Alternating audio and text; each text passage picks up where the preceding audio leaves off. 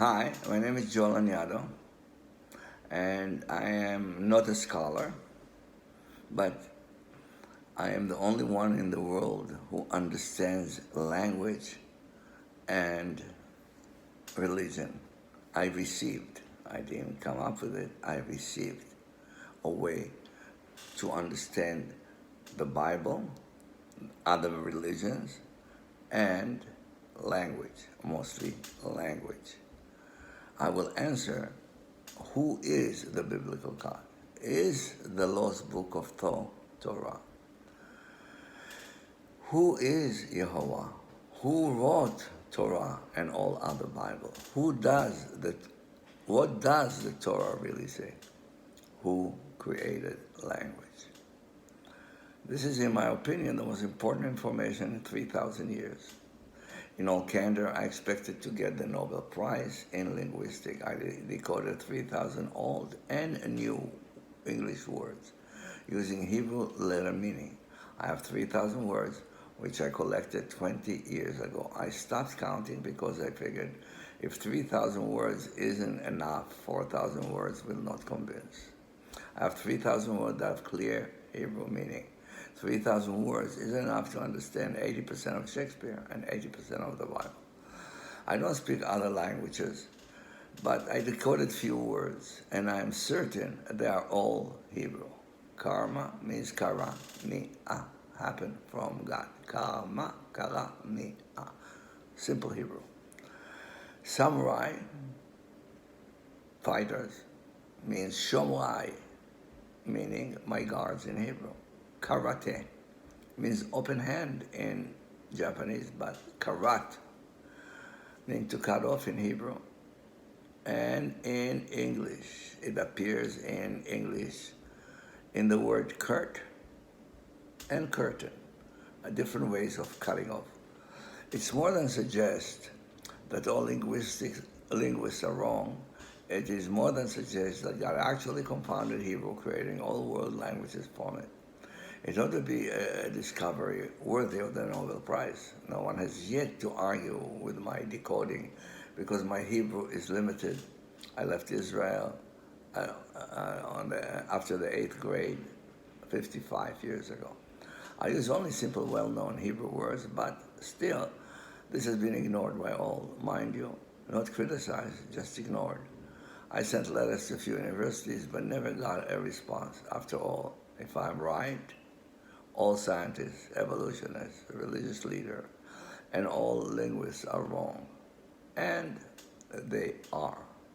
One must admit there is some poetic justice here. They are all wrong. When the reader wonders why God is hiding those facts, why confuse us, I will hide my face and see how they end up, says God to Moses. The Torah was written by the God Thoth. His name is in the title, but he hid this simple fact. And though his name was given to the cell, he created Ta, and to letters he created Ot, meaning letter in Hebrew. And Et means assigned time. In other words, he programmed everything. At means everything. And Ata means you.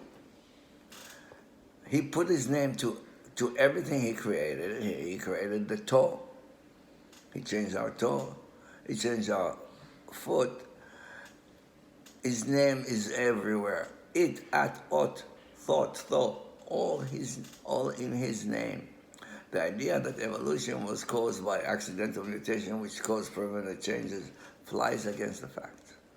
In laboratory experiment with mutation, it shows that the organism reverts back to type or didn't reproduce. In real life experiments, Hiroshima was bombed with an atomic bomb which created zillion mutations. But as in laboratory experiments, the mutant reverted back to type or didn't reproduce. Point of fact, today Hiroshima population is perfectly normal. Mutation doesn't cause permanent changes. In other words, the entire theory of evolution through accidental mutation is simply stated bullshit. with a little tomato sauce for flavor. It's a Hebrew expression. It seems God knew that Hiroshima would be bombed. Hiroshima, they will shoot there. How is that possible?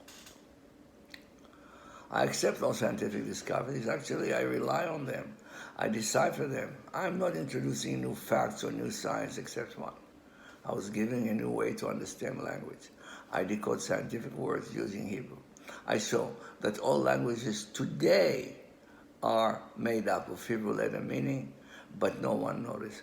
Since we invent new words daily, the process isn't something in our past, but something that is happening today. It's ongoing.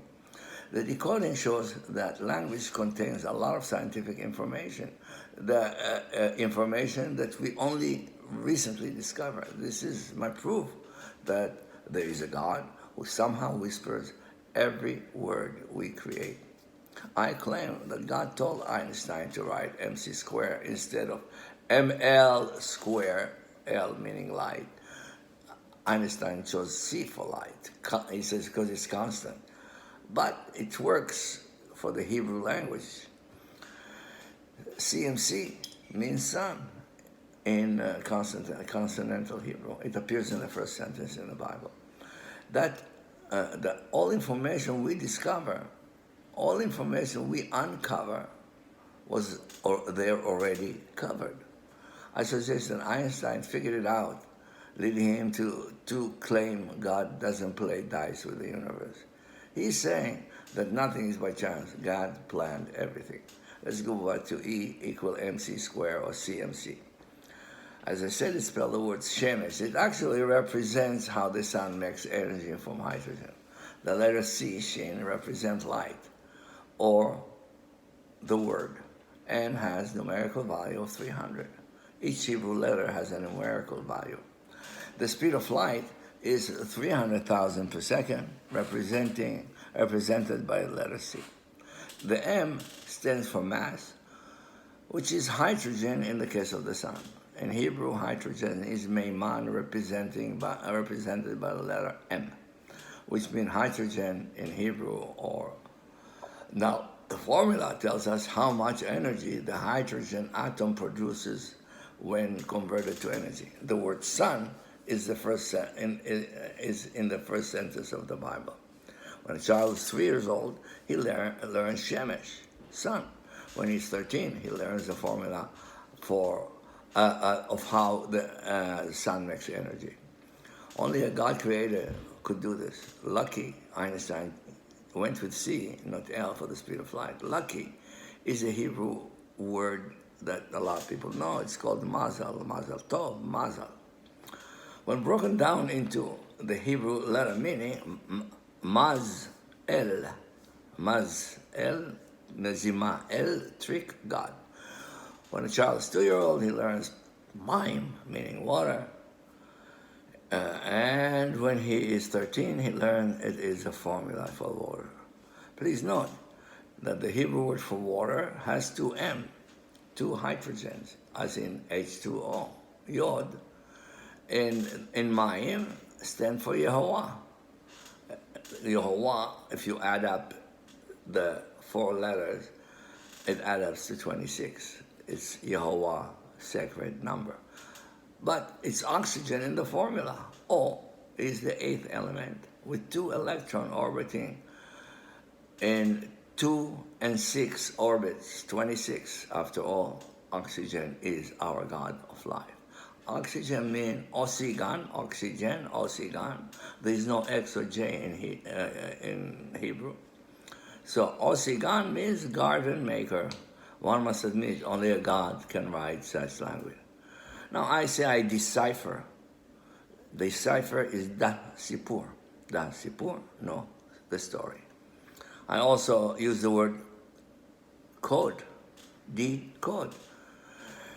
It's from the Hebrew word akod, meaning knotted.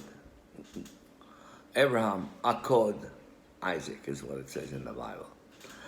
I received the keys to understand language and all the religious myths. I received a proof positive that there is a God who is interacting with our subconscious, a God who whispers every new word we invent. Otherwise, they couldn't all be correct in Hebrew. The confounder of language is a God who wrote all DNA program, aka Adonai program, Adonai DNA, same word. A God who wrote all religious myths, a God who wrote the Bible. I'm suggesting that God knew that we would call DNA ribonucleic acid, which decode as ribon kol, ruler everything. He also clearly knew that we would abbreviate it as DNA, which spells Adonai, his name. If God is, as I say, communicating with us, how is it possible that we don't notice? The information is transmitted at speed faster than light. It has been shown that thoughts are transmitted at faster than light speeds. They experimented with light and thought, and they've shown that thought actually is transmitted faster than light. So is okay. So the 21st Hebrew letter is Shin. It is represented by number 300, which not coincidentally also is the speed of light. Thoth, the ToRah God, is represented by the 22nd letter, named, strangely enough, in Hebrew, Thoth, which has the numerical value 400. Faster than light, faster than the 300 speed of light. I actually experienced this. The process was slowed down down for me. It came like almost baseball card pictures who came into my forehead and kind of shrunk as they go in to one point, and the pictures were of different people in the Bible. The problem of the human race is that the gods reprogrammed us to be able to create. They gave us language. That's not a problem. That's a positive thing. They gave us the ability to create worlds in our mind. The problem is that later they reprogram us to see upside down. We humans see everything upside down. We are the only organism that sees upside down. Monkeys do not see upside down. They see straight. So what is it, regression in evolution? Or did God reprogram us to see upside down because he wants us to think, to turn the picture and think what is right or what is wrong, to judge between good and bad? But we didn't figure it out as a race. So is everything really upside down? Are all our thoughts as a group wrong? Let's examine that possibility, that actually everything is different and opposite from how we think, okay? Let's make a few assumptions. First one, let's assume that based on the complexity of the cell and DNA programs, the gods are very high-tech entities. They are light entities who created matter by first creating the Higgs boson field that convert light to matter. Without that, the Big Bang wouldn't have worked. And then they programmed DNA, they created DNA and programmed evolution. They actually programmed it and control it from on top. Actually, the best way to predict the future is to create it. Now, evolution says exactly what God has done. It says, Iva lo shin, shinui. Iva lo shin, Iva lo shinui. God desired change. Let's think straight instead of the upside down system we have. Let's assume that all people in the past didn't lie and made up stories, but that they all reported real history. So all the myths are real history, not some series of bullshit. After all, if there's a guy, why would he allow false writing and tells us, imagine UFO stories about alien landing here, and not one or two religions, many tell the same story of somebody from outer space landed here. Why don't they all tell a true story? They all did tell a true story. Our geniuses said they're all myths because everybody thinks we are the smartest in the world, in the universe. We are very low life form. We are so low that we can't see God because our vibrations aren't high enough. The other worlds there are other entities, other people like us, literally like us, who live in different planets, who are far superior to us. The idea that they came here 440,000 years ago in a spaceship and we think they're just a little smarter than us, it's pretty weird.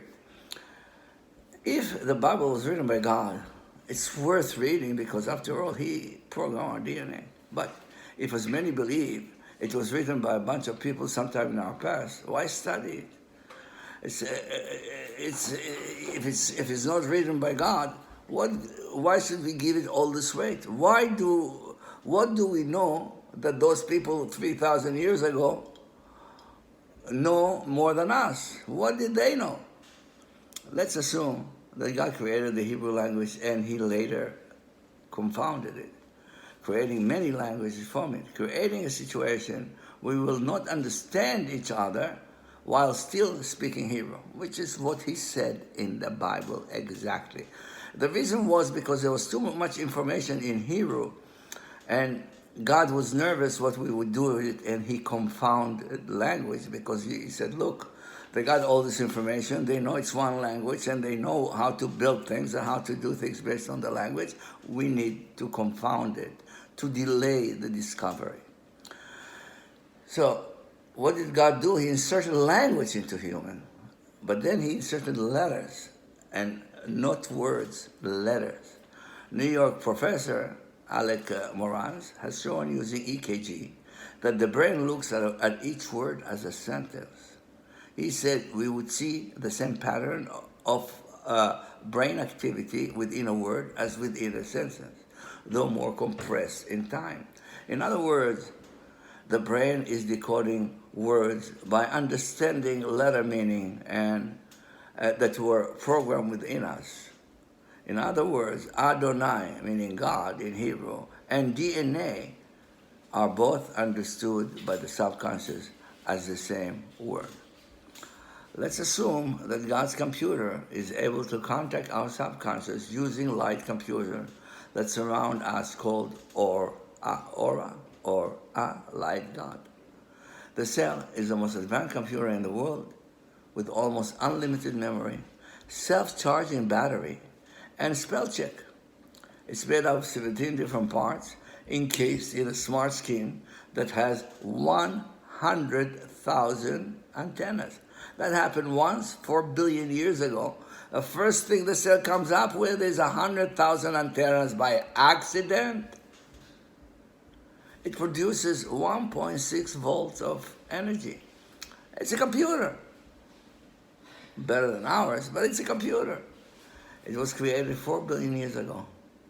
Science has no theory how it happened by accident. It seems someone produced 7 parts and DNA letters for no apparent reason, and just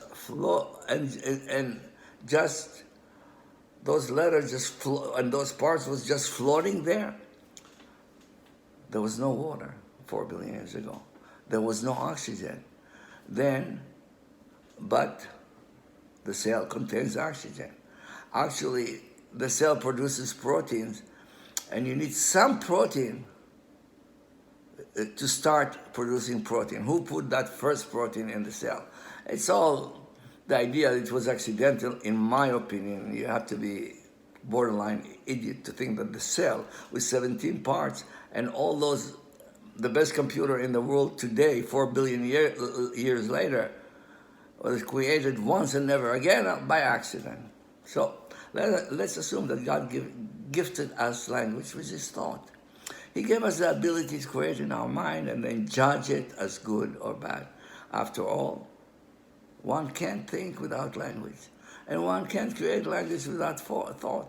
Which came first, the chicken or the egg? The chicken came with an egg program in it.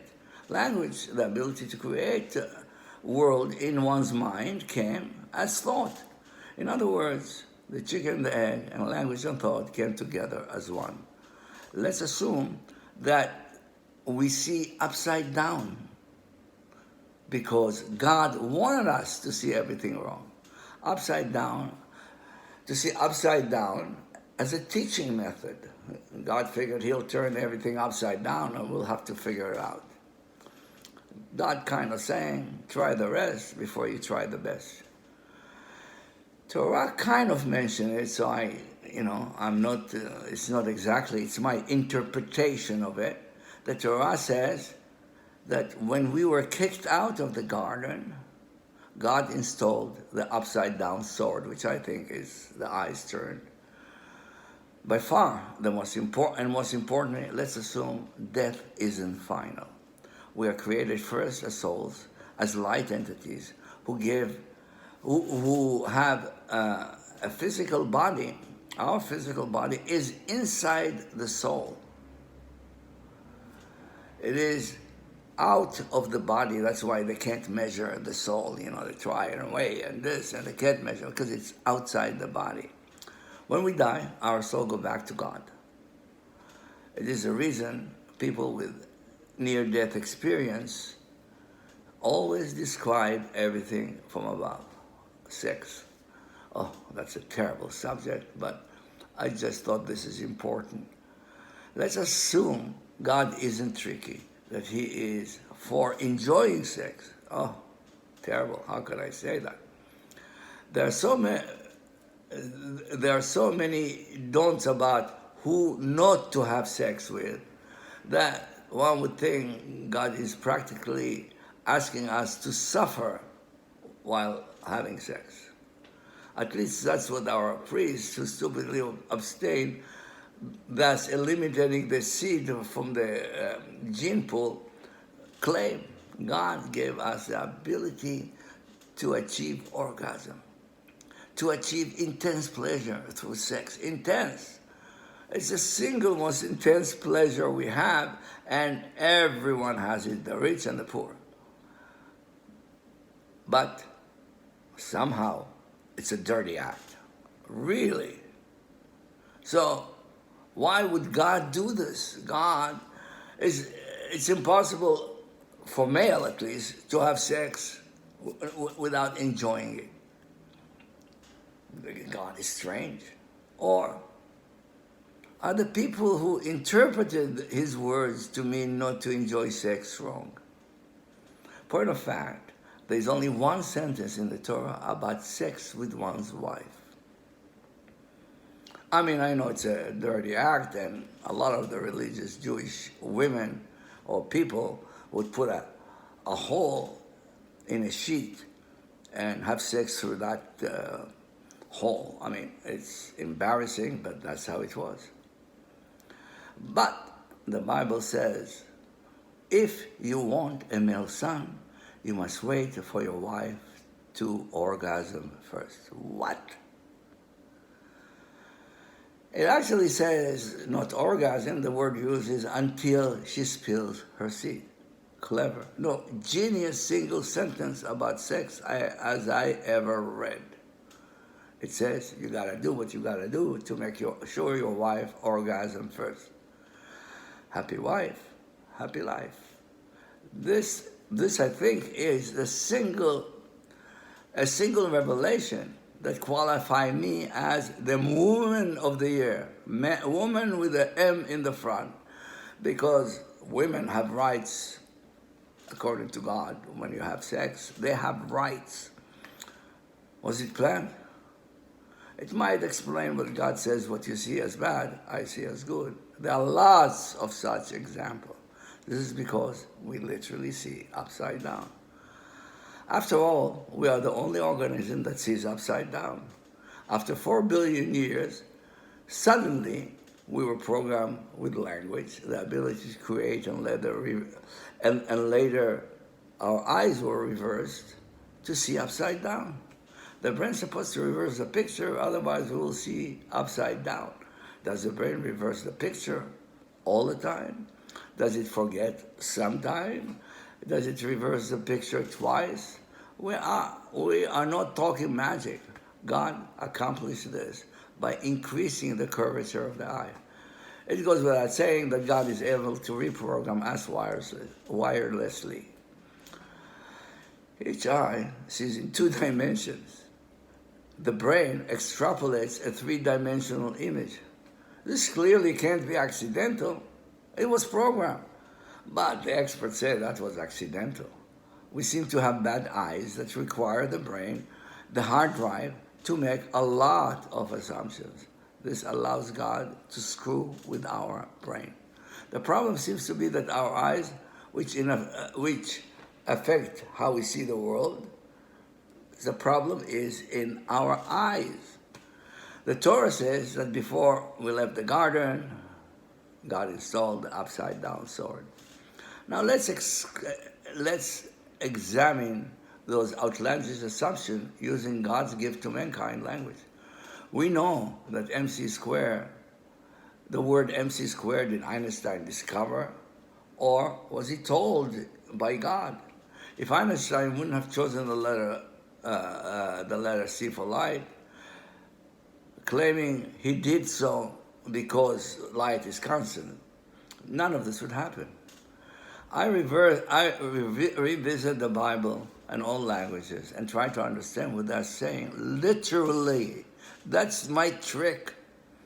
Instead of all the bullshit that all the experts add, I went in the opposite. I try to understand it as literally as possible. It was written by our DNA programmer. He is not lying to us, maybe tricking us, but he's not lying to us. And we need to understand what he's saying literally. Otherwise, we don't know what he's really saying, because interpretation goes everywhere. It goes against the Bible, and they call it interpretation. So to understand what he really meant, we have to understand it literally. Now, so all those holy guys claim they know what God really meant to say if he wrote a little better, and if he didn't change his mind, and if he was a lot kinder a God. So they changed his laws. But God is against it. He says, do not add or subtract a word. Do not go to the left or the right of the law. He says, don't do me a favor, don't exaggerate in my name. Don't be easy in my name, accept what I wrote. Don't add or subtract a word. But those smart ones they were tricky. And they tricked God by not changing the Bible, but changing its meaning. They know human are gullible enough to believe their BS. They also must believe that God is stupid. They must believe God is like them. I think it's more likely that none believe in God. All believe in holy men who seek to control our beliefs, to control us through religion. To be clear, I'm claiming that I am the foremost expert in linguistics and Bible in the world. But the truth is, I admit, I know very little. It's just that the rest of you know less. I didn't read the whole Bible or other myths. I was led to the answers. Clearly,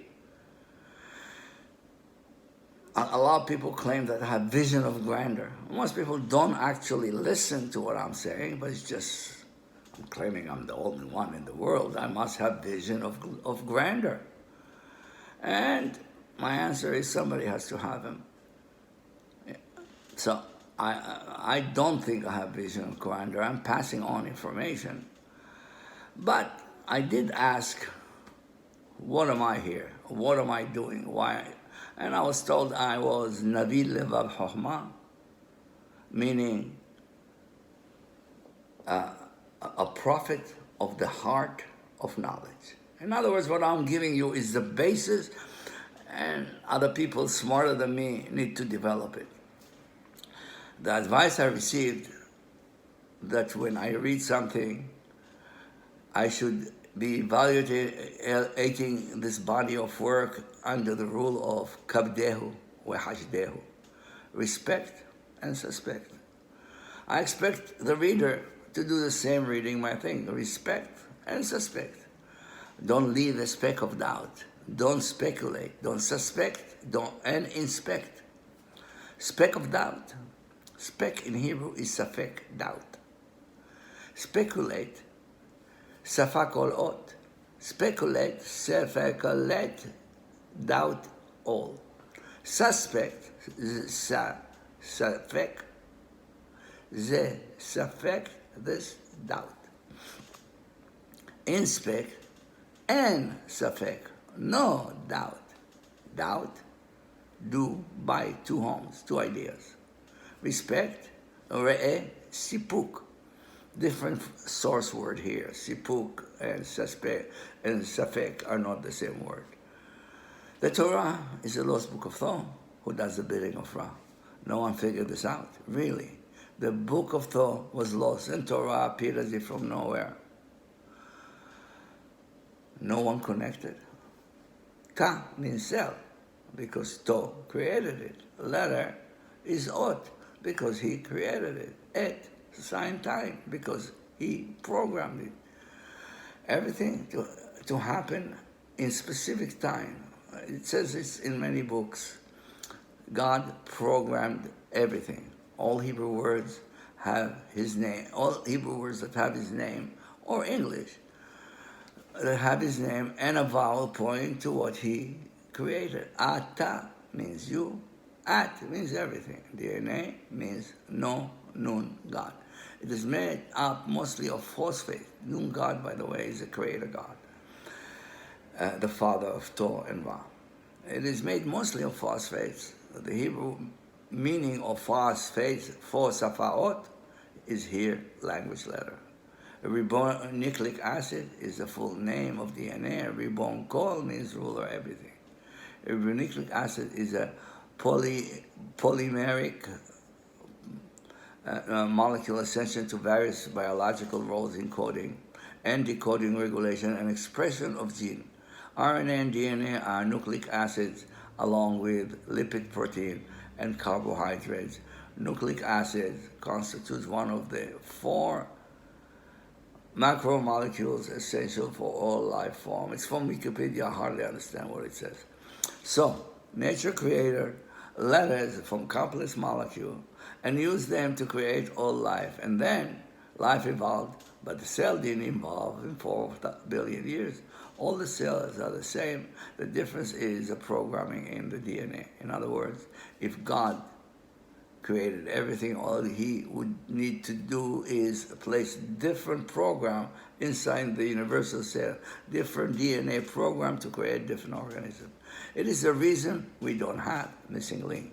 It is clearly the reason we don't have evidence of trillion mistakes nature had to make in order to create almost 1 billion different organisms. We have a theory of accidents with no evidence of accident, but everybody likes that because there's no God, so it had to be that way. DNA doesn't even run the body. The way God created everything, He's created this perfect cell with different program of DNA, so He doesn't have to recreate the cell every time. Now, when DNA is taken out of the cell, it continues to live. Well, what happened? I thought it was running the body. Well, when the cell needs a protein, it asks the RNA, who then goes to the DNA to find the program for that protein and then produce it. When the RNA checks the plans in the library, in the DNA, and it can't find it, the cell dies. Who then wrote and stored all those programs? A series of accidents wrote different programs for different proteins and stored them in DNA. The 150,000 different programs for proteins. And why does the cell have a spell check? Spell check. When it splits and it makes a mistake, the spell check comes around and corrects the mistake. It's clear, it is a clear indication for anticipatory behavior, and whoever programmed the cell anticipated mistakes and programmed against them. If we found a watch buried in the dirt, would anyone suggest nature created this by accident? If anyone suggested such thing, they would be laughed at.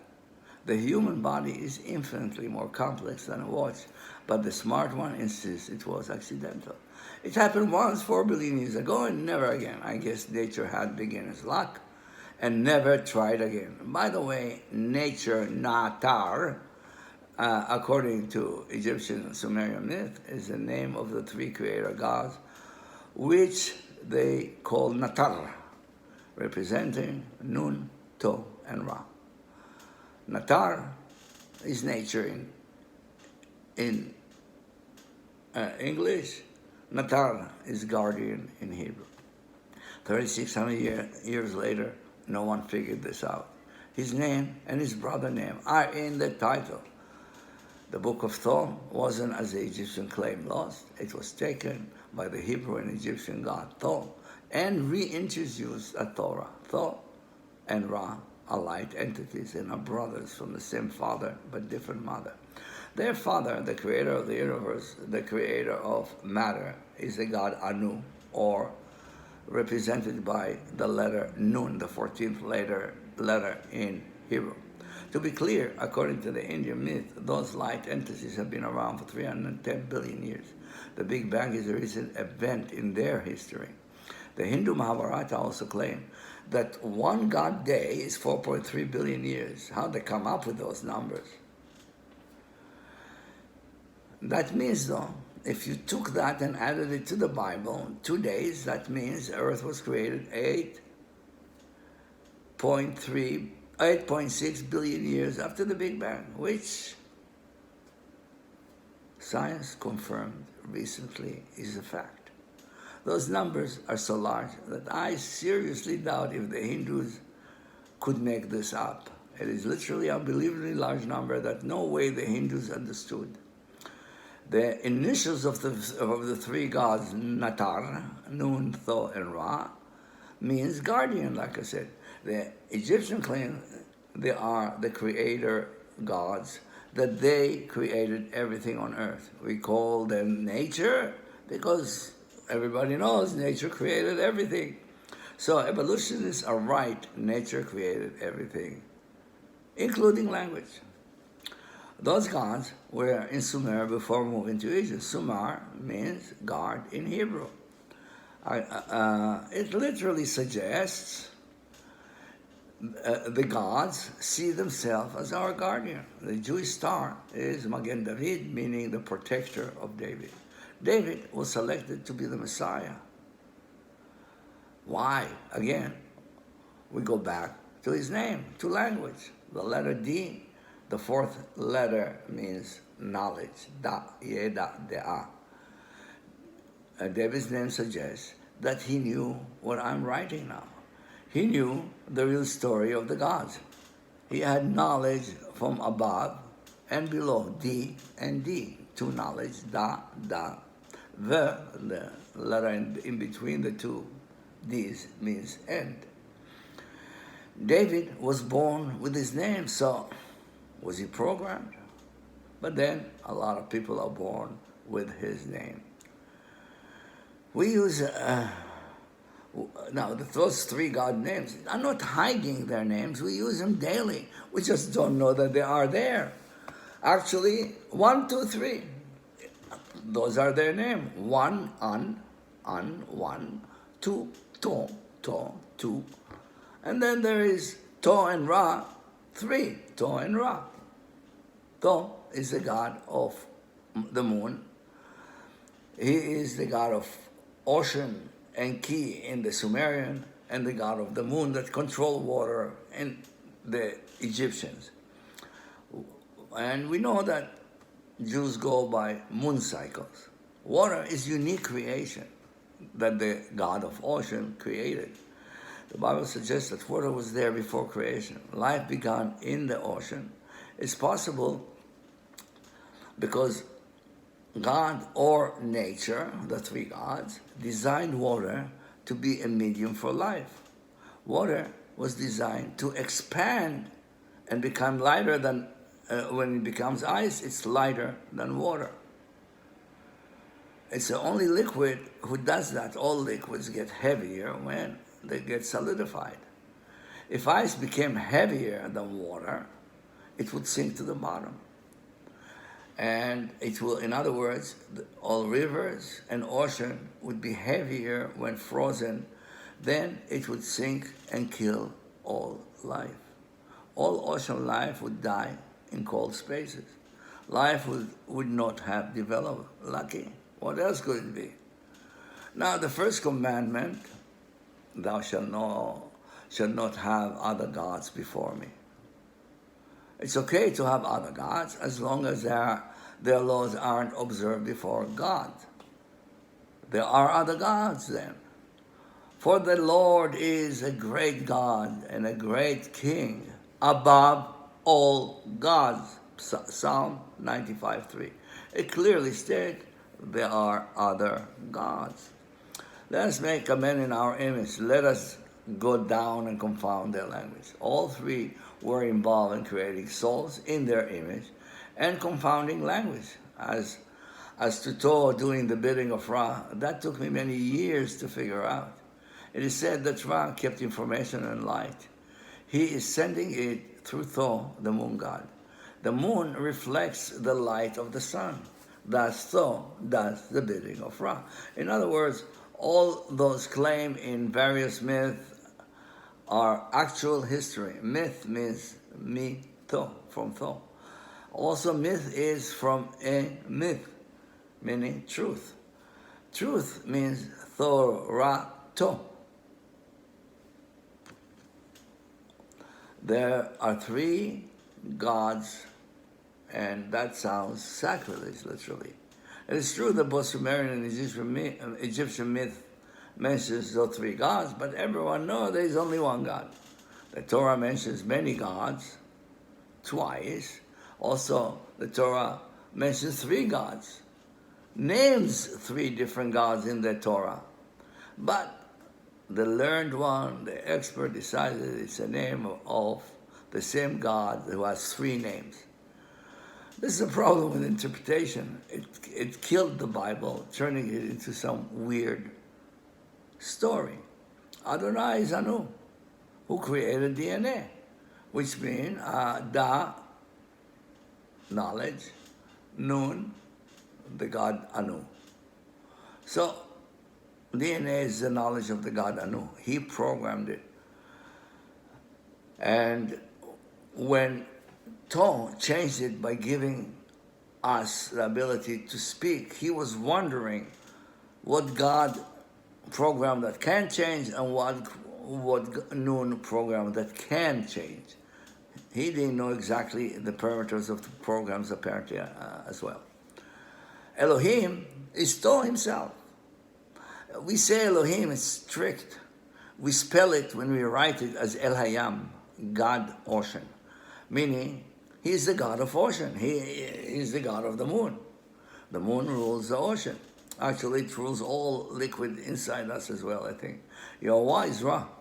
But our experts didn't understand and decided those three gods are the same God.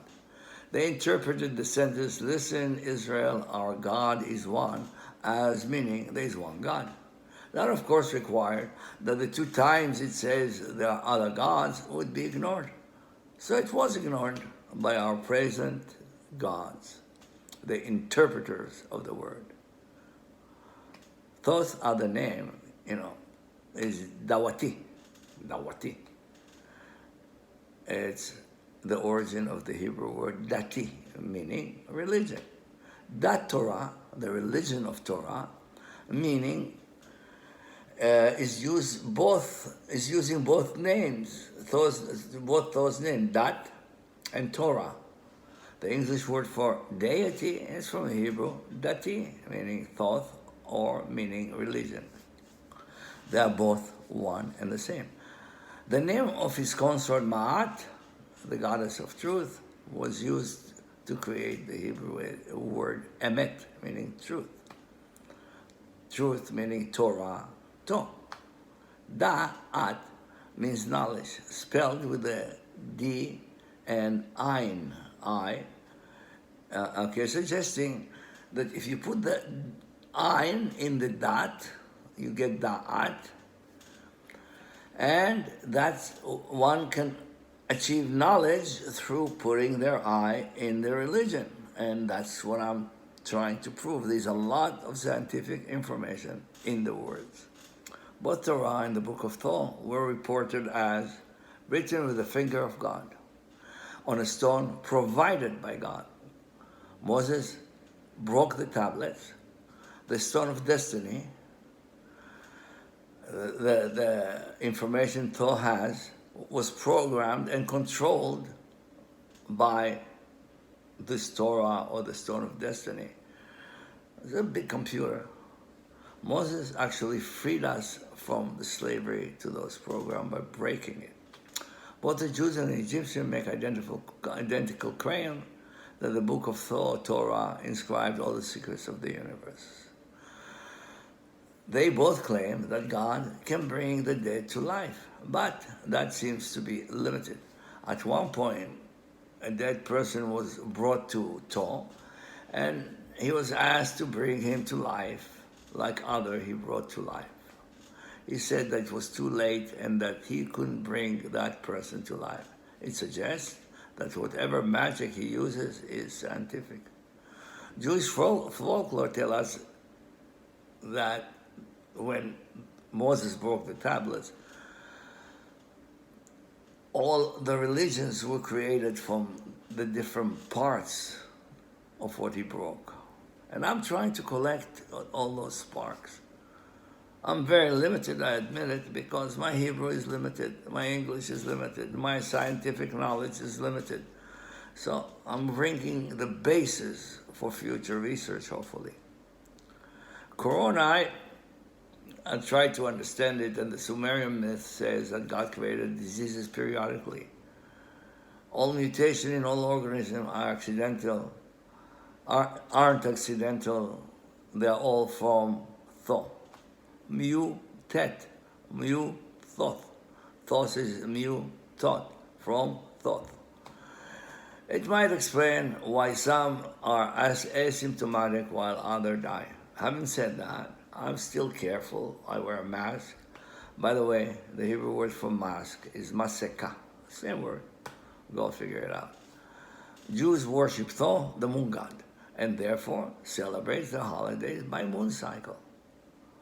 If you don't believe it, God stopped working on the Shabbat.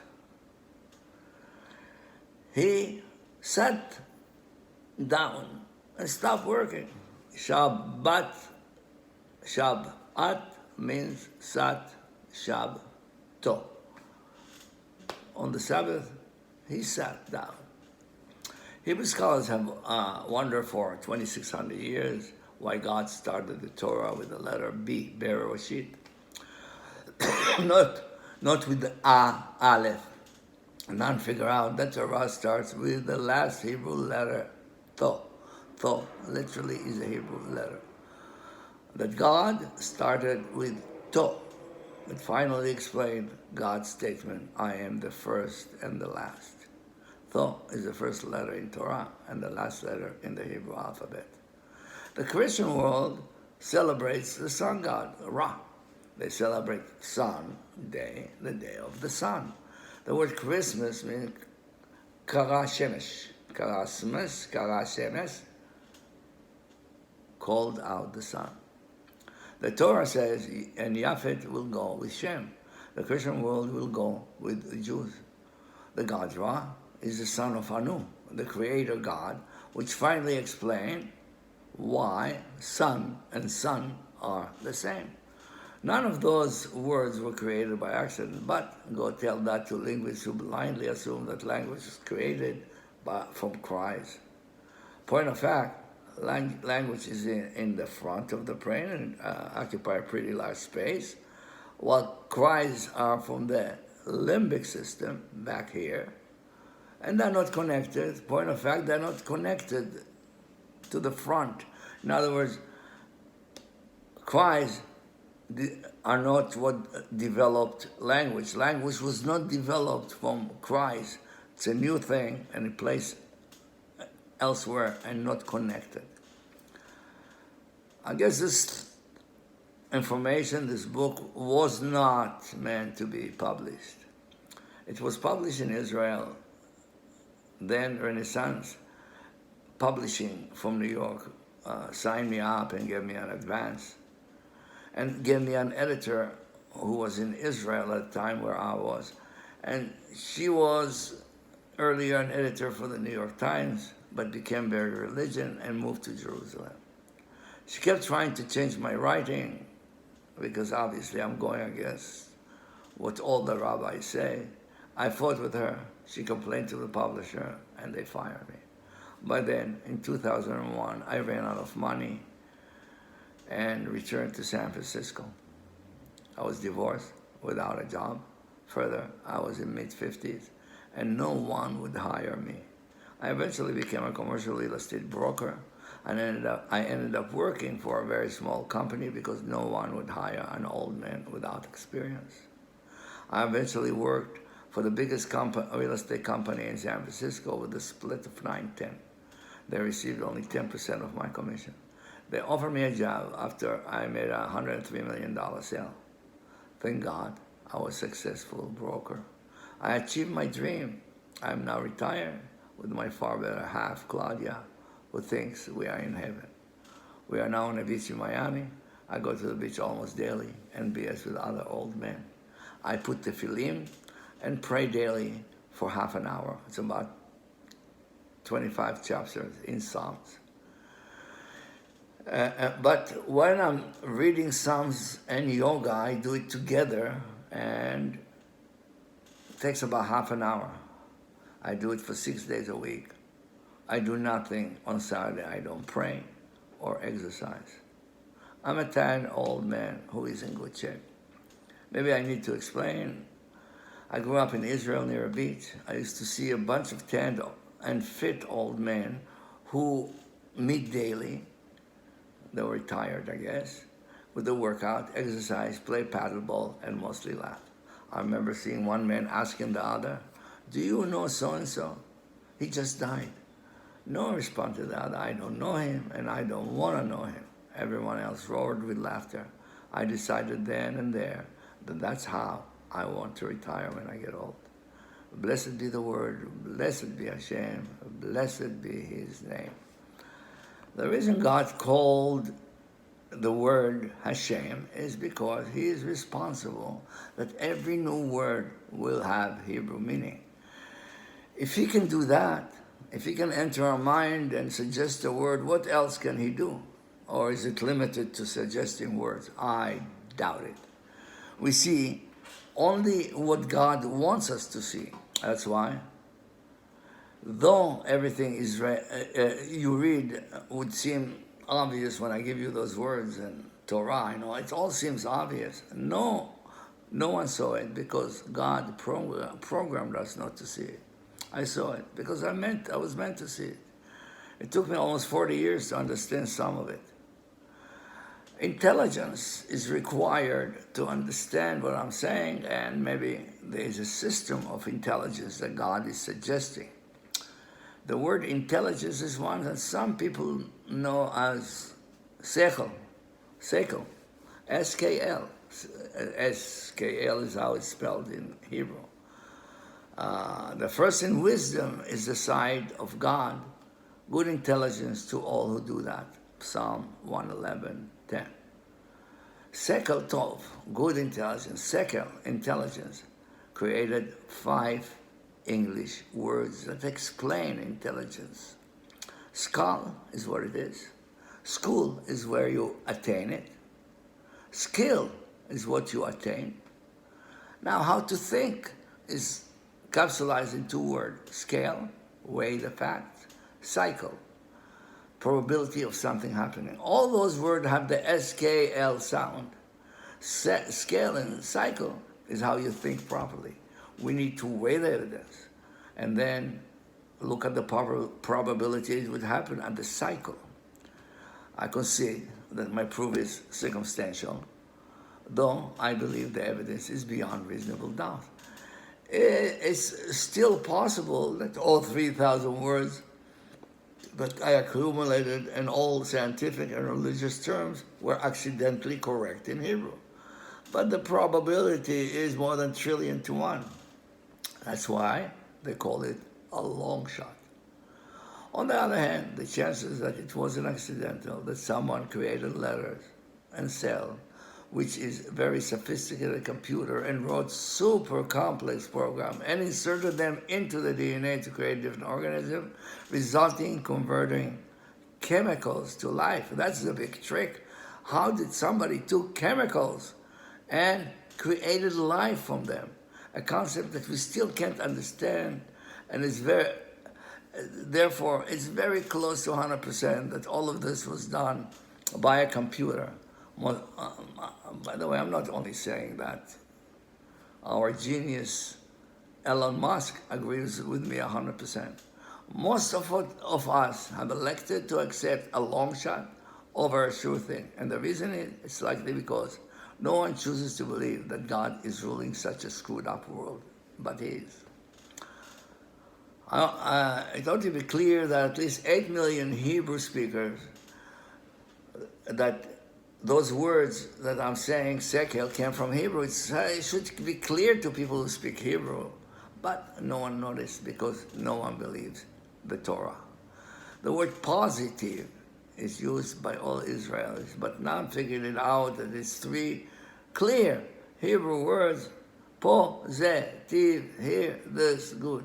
No one believes Hebrew is a language God created. No one reads the Bible literally. If we were to create a language today, say computer language, we would create letters first and then combine them into words. That's what we did with computer language with 2 letters. No one researches letters. All linguists assume words were created from Christ, and they all research words. This word can't be further. It's all bullshit, those words. That different combination of letters, it's what the letters say that matter. So, everyone is wrong, because they're not looking at letters, they're looking at words. Now, God inserted letters in Adam, and that's kind of confusing, because it says Adam named everything. Why would he name everything? There was no language. He named everything because God put letters in him, and then he had to combine them to create what he saw. So he saw a cat, and he says chatul. Chatul means hidden. That's how he described the cat. He said he saw a dog, and he says kelev, like the heart. I guess he saw the dog very excited and happy and called him kelev, like the heart.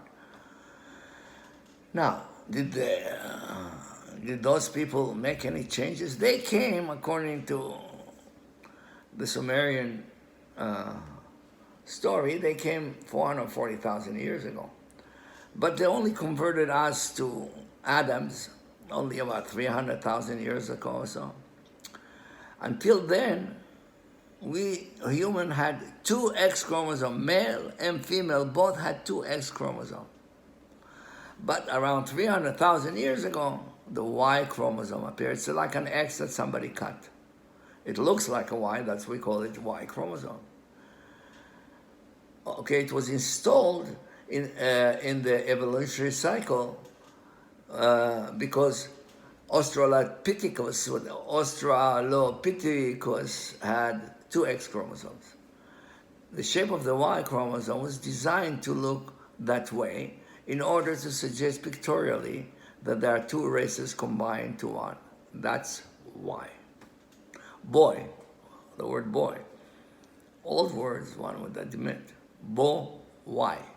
In it, why in Hebrew. Whoever created a language knew thousands of years ago that we will discover the Y chromosome and call it Y. Now, there's a guy called Billy Meir, which I truly believe was contacted by people from the Pleiad who look like us, actually. Billy Meir says, well, they aren't really aliens. They have been here for 440,000 years and are responsible for the DNA changes in humans. All UFO research is almost laughable. All researchers talk about freaky alien trying to steal our genes and somehow harm us. They landed here in a spaceship 440,000 years ago. The science is so advanced that we can't imagine it. And all those UFO guys who are saying blah, blah, blah, think that they were just a little smarter than us, a little more advanced. They see us as ants. They told Billy Meir that they are able to create life and planets. Their world, therefore, look like ours because they constructed a lot of our world. They have no government and live to around 1,000 years, which the Bible mentions. The first guys lived to around 1,000 years. It's those guys. They look like us. They have no government. It suggests that they are advanced enough to reprogram some of the traits that are presently creating havoc in society. They also told him that their God is a high priest, is a light entity who can see, who one can see, but also one can put his hand through. That this light entity communicates with them telepathically, giving them advice depending on their need. Finally, they told him that they live on the Pleiades. Those are 7 stars in the world of Taurus. Billy says they look like us, except that their hair is healthier than ours and their skin seems clearer than ours. I also have to assume that Meir didn't know the Hebrew letter secret. After decoding those names, I concluded his story is real. They told him that their God goes by the name Hor El Pat. This God is a light entity one can see but put his hand through. I imagine it looks somewhat like Casper the Ghost. It is likely our God. It is likely that he is our God. He came with them to Earth. The one fact found intriguing and might explain their longevity is that the fact that they told him that their planet has twice the oxygen than ours. You're breathing a lot less, a lot easier in that situation, and that's probably something. I wonder if they can do it for Earth. We would gain a lot longer and healthier life. The word Pleiad sounds like a dance. Pleiad, Pleiad, speech, my witness. The program speech in Adam. Taurus, in Taurus, ToRah, us, ToRah, made. Okay, there's something called Taurus energy. I don't know who comes up with those names. Each atom and everyone in the planet is surrounded by its own energy field called the Taurus. The self-sustaining, balanced, dynamic energy flow is a process. It's based on everything. It is the base for everything powerful on the planet, consisting of a single axis and 2 vortexes. Of course, there's the story of the 7 sisters in the Pleiades, one of which is very ashamed. She is not shining as brightly because she had sex with an earthling. It's all there if we look for what is the same, but unfortunately our expert specializes in what is different. Meir means will shed light in Hebrew. By the way, Billy Meir is from Switzerland and don't speak Hebrew, and he had only one arm. I don't know if it's a fact or not. Chomsky, our guru of modern linguistics, received the Nobel Prize for showing that syntactic rules are pre-programmed in us. He's totally wrong, and he knows it. One can't learn syntax unless one has a large vocabulary. How does one program an explanation of noun, adjective, without words? You can't. You need words to explain those things. Also, syntax is different in different languages. Chomsky studied 4-year-olds who already possessed a large vocabulary, and therefore were trying to learn syntax. He changed his theory, and he's now repeating the Bible assertion that a divine super engineer inserted language in human where there was none. He, in his infinite wisdom, decided to call it as a language acquisition device. I think it's a screwy name. That he could have used many better names. So, did he really come up with this name, or did God whisper it to him? Well, all we know is we all know that his theory is called LAD. Everybody talks about the LAD theory of Chomsky. Okay, so what does LAD mean in Hebrew? LAD mean in Hebrew at birth. So he called it at birth in Hebrew.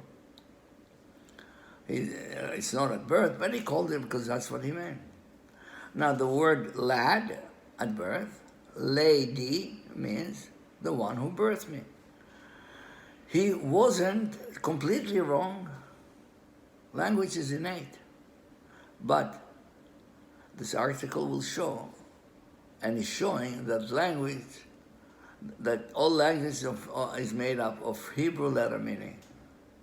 Semantic, non-syntax, is pre-programmed in us. Yes. Innate is from the Hebrew word nata. It doesn't sound the same, but they both have the NT sound. Nata means planted in Hebrew.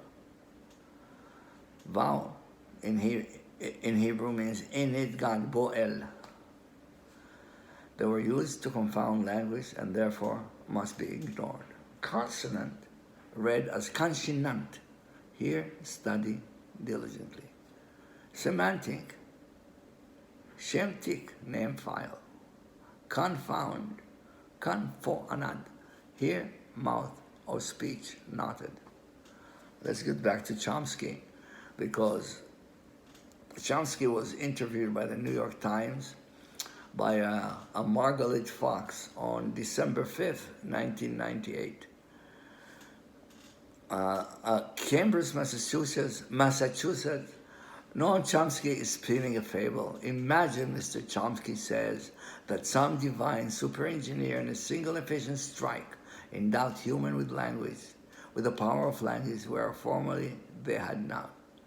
Now listen to this woman saying, this simple idea is the cornerstone of Mr. Chomsky's newest and most unconventional approach to the discipline he founded in 1957. Wow. Simple. Divine stroke, a God-inserted language, and it's a simple theory he has. Strange, Chomsky, not Miss Fox. Notice that they were repeating the biblical assertion which Chomsky wants credit for. When you continue reading, you'll find out that all those geniuses got everything wrong. Chomsky is agreeing with the Bible that a super engineer endowed human with power of language. Now, I don't know if that's the case, but I sent him my theory, 15 pages of my theory with a lot of words, in 1997. I was in Israel then. He even responded by slow mail that his publisher doesn't allow him to comment.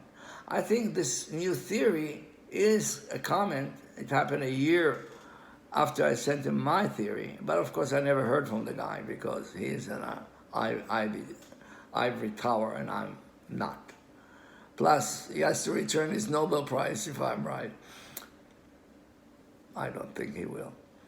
In point of fact, no one knows who wrote all the myth.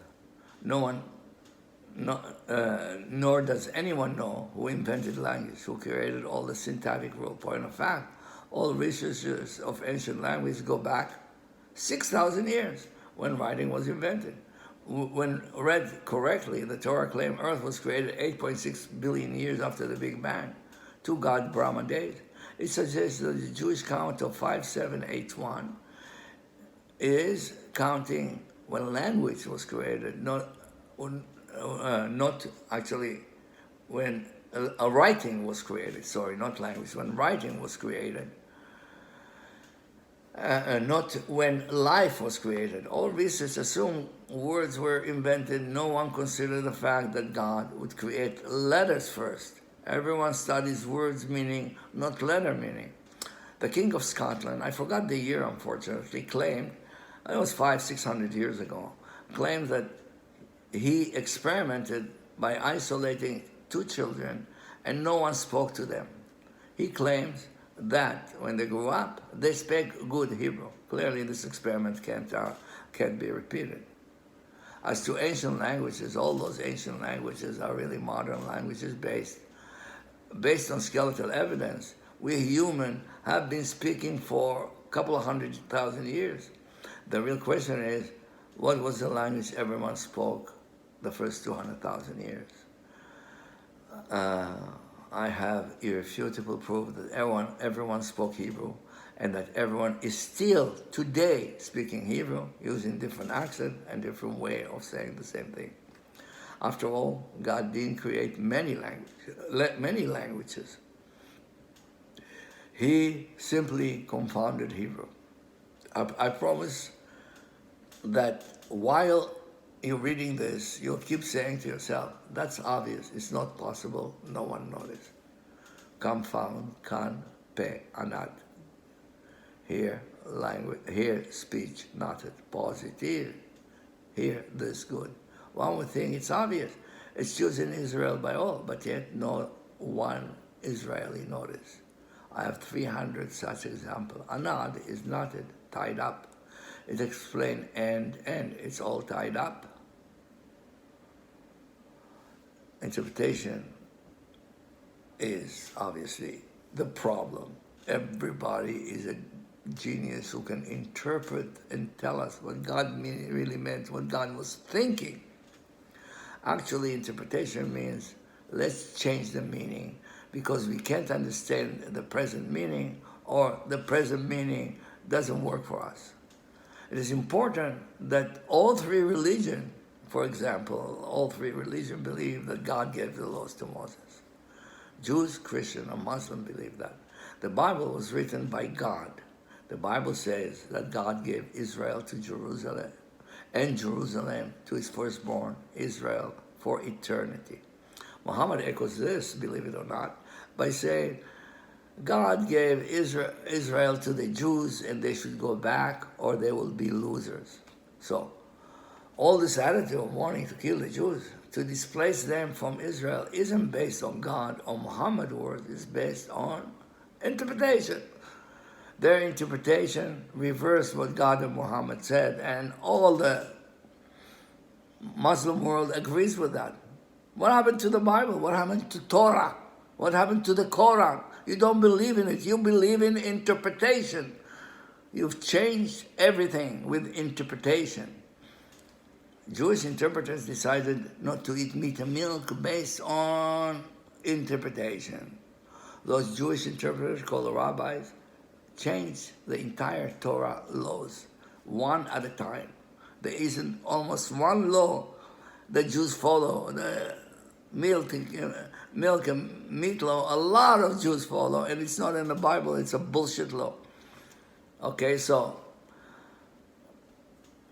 names were created by God, and he called them rabbis. The word rab in Hebrew has 2 meanings, a rabbi and to fight. Well, yes, God called them to fighter, because God thinks they're fighting against his laws. He says it in the word rabbi, but as usual, no one notices. Everybody thinks rabbi is a big complimentary word. Well,